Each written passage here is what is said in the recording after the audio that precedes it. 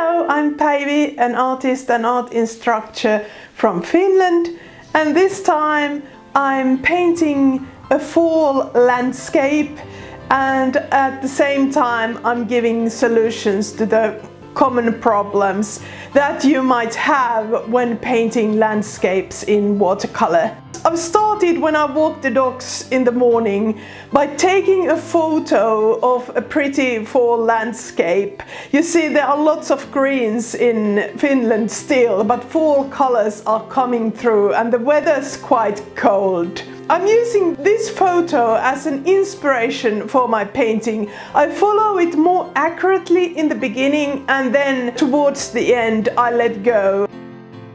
When we're at the beginning, the common problem is to use too strong colors. Many people say that watercolors are so difficult because they're so difficult to control and it's so difficult to fix all the mistakes. But the solution is to start really slowly and with really pale colors.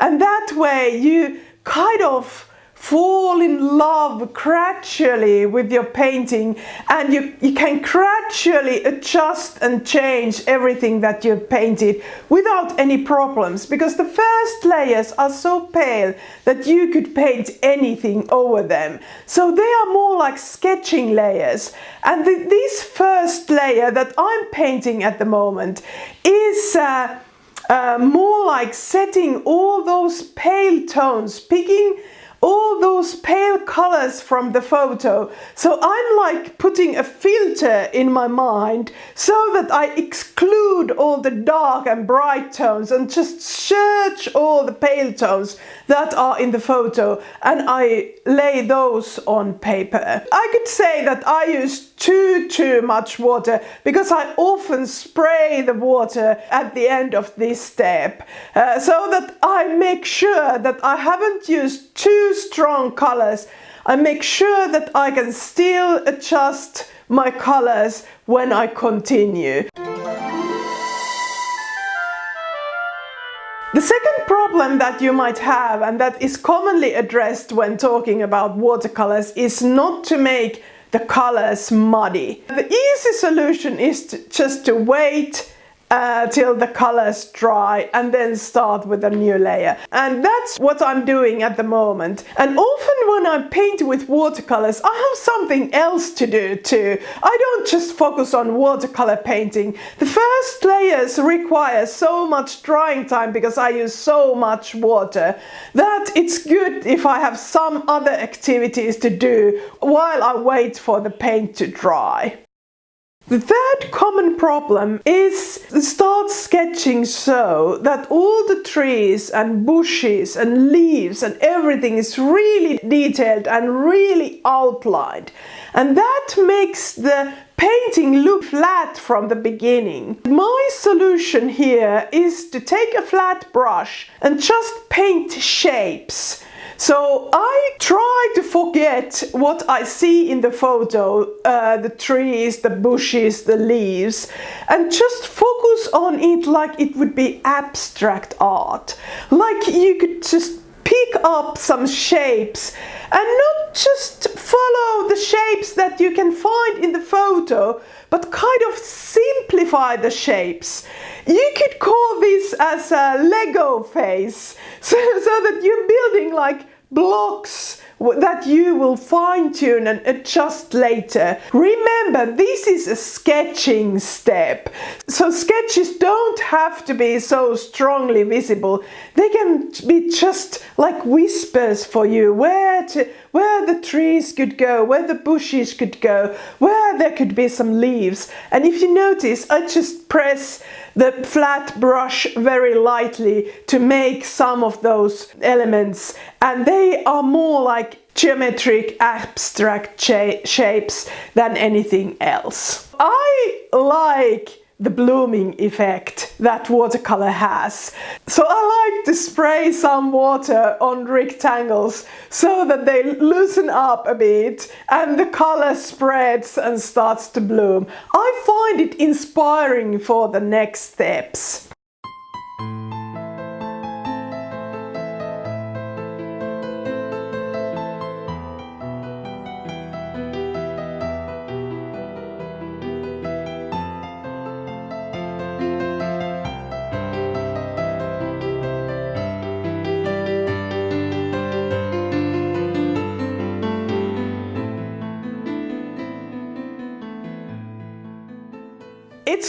important that your painting is now dry, and I'm actually saying other than teaching because my painting is a bit wet in the middle, but I try to cope with that.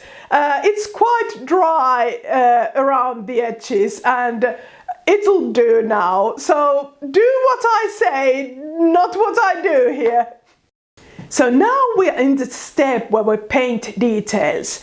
And one of the problem is that when you're painting all the little details, you paint them with one color and with one brush pressure so that they're very solid elements. And that makes the painting look flat again. My solution is to paint most elements so that the one edge of them is sharp and the other edge is more blurry. So they have strong side and they have weaker side, like real human beings.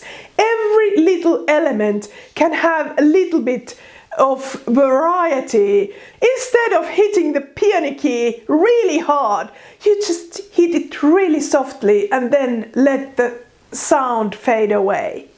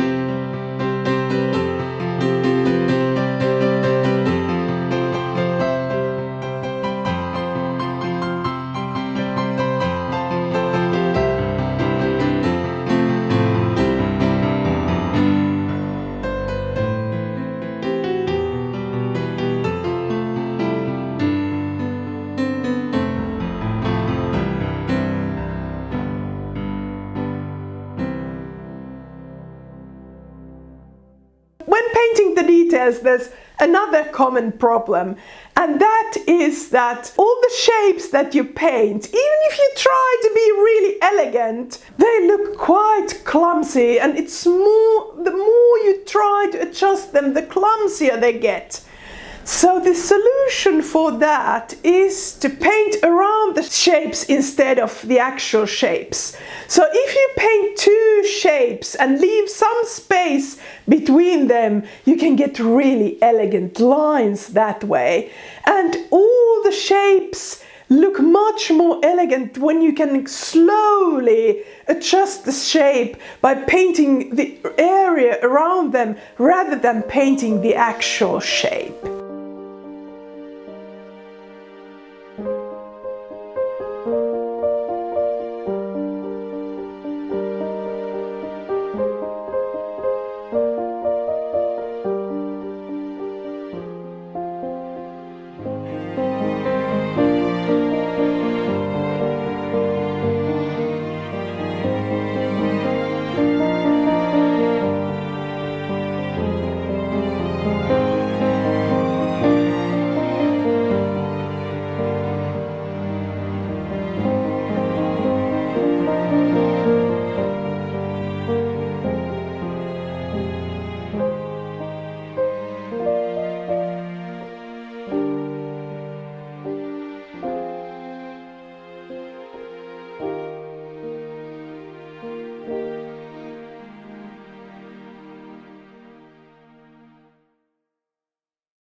Now your painting has it all. It has the background layer with pale colors, it has the building blocks, and then it has all the little details. And now you might think that, oh, my painting is getting finished now. I'm just really near the end.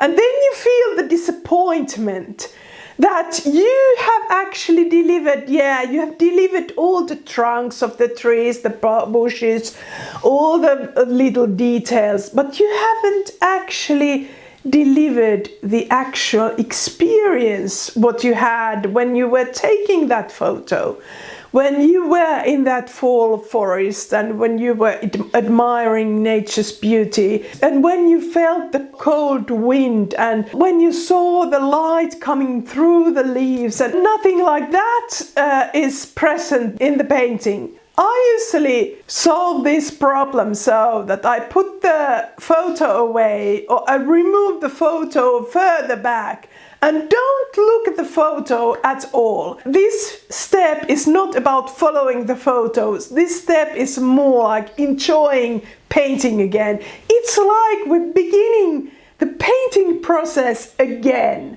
from the beginning. And again, it's important that your painting is dry now, so that you can work without worrying and not messing the previous layer, but enjoying the translucency of the paint at the same time when you start picking brighter and bolder colors. In this step, you are not painting trees or bushes or leaves or anything concrete. You're painting your experience, and you're painting light and shadows. This is the perfect time to celebrate the freedom of light. How the light travels through the space so that it doesn't have much obstacles, and how it can cross all the elements and work like glue. And the same applies to shadows too. They're like sisters, so you can use darker colors on the top of the previous layers. And when you use translucent paint, you're actually gluing all the elements down with light and shadows. And now you can use a bit bolder and brighter colors too. One of the things that's good to remember is to leave some really pale or blank areas in the middle of the painting. So you can paint darker near the edges, but then when across the middle part of the painting, be a bit gentler and leave some really bright areas. In this step, I also like to use spraying bottle, because this is all about freedom, and water makes watercolor run freely.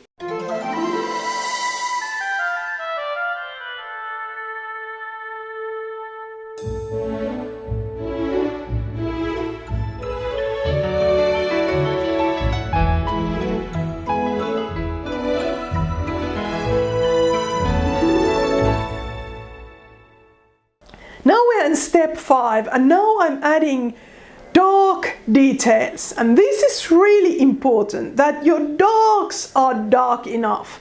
It will bring depth to the painting. So it's important to get the courage to make darks darker. And now you can also use quite dry paint to add those dark little details that sharpen the image. You can also use larger, darker areas so that there's a clear difference between light and dark in the painting. And if you want your painting to look especially juicy, add some dark areas and dark details near the palest areas, and that makes the image much sharper and delivers much stronger impact of light and shadows.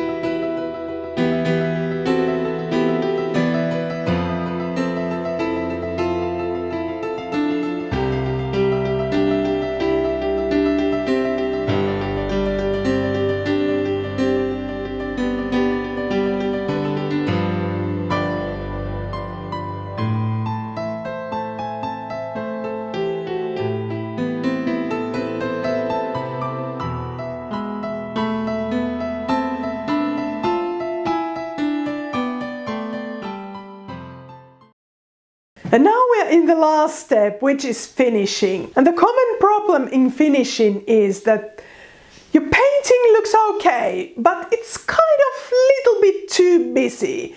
It is a lot of going on. Like my husband kindly says when I show him a busy painting, he says, well, that looks great, Päivi, but there's so much going on.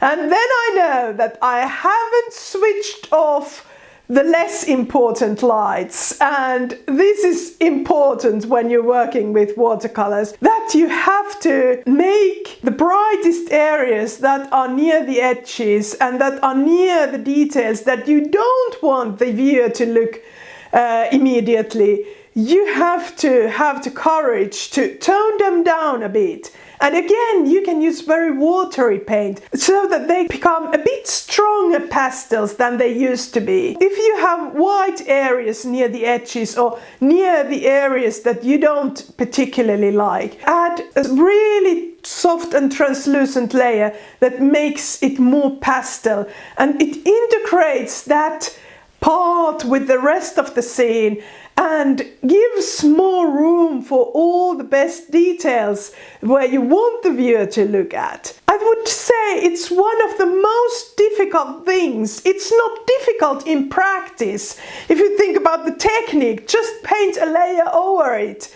It's not difficult at all, but mentally it's terribly difficult because you don't quite know if you quite like that detail anyway. So here you have to kind of choose which children you love the most. And you know, it's a difficult thing, but you have to do it so that everything gets in place and you have a clear focal point, and so that it's easy to look at your painting. And then the viewer, when she or he has been looking at the painting for a while, then he or she can let the eye travel around the painting and see all those more subtle details after that.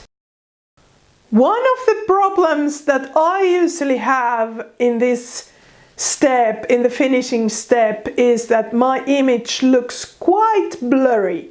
I've been so in this experience phase, this freedom phase, that I've kind of forgotten that when I take the photo with my brushes this time, not with the camera, I also have to sharpen somewhere, I have to zoom somewhere. So I also need to add some sharper details, and especially there where I want the viewer to look at, especially in the center of the piece, not so much near the edges. The edges can be more blurry. When adding these sharp elements, I love to use fine splatters. I think they go so well with the fall theme, and they look really elegant and are really easy to make. Just hit the brush and there they are.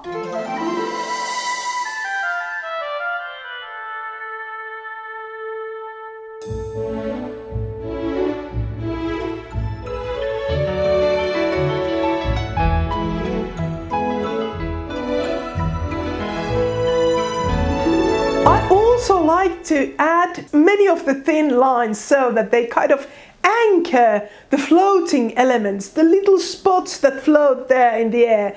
And when I add small lines, they kind of anchor them and they make the piece look more finished.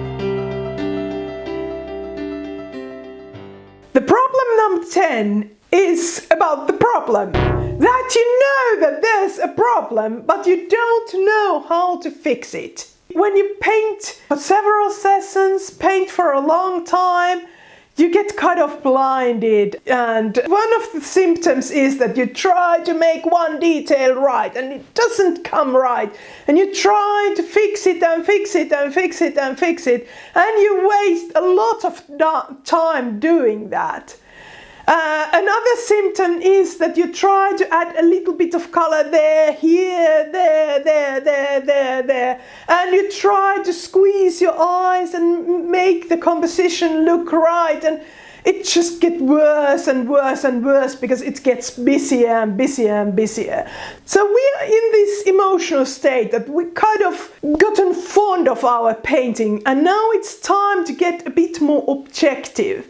So it's good to take a photo of your work.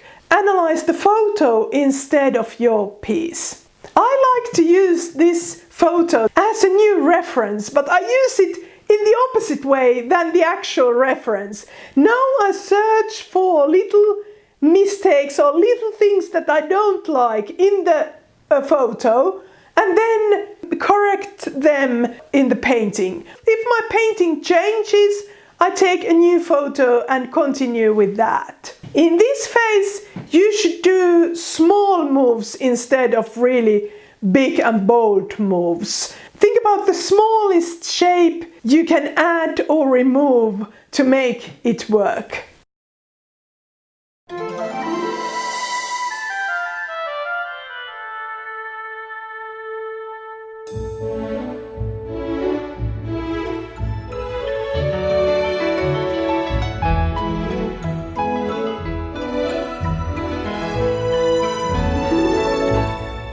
I also have a class called Watercolor Journey, where we paint landscapes and explore both abstract and representational world, because I think that many times when people say that they want to paint more loosely, they mean that they want to bring abstract elements in their art.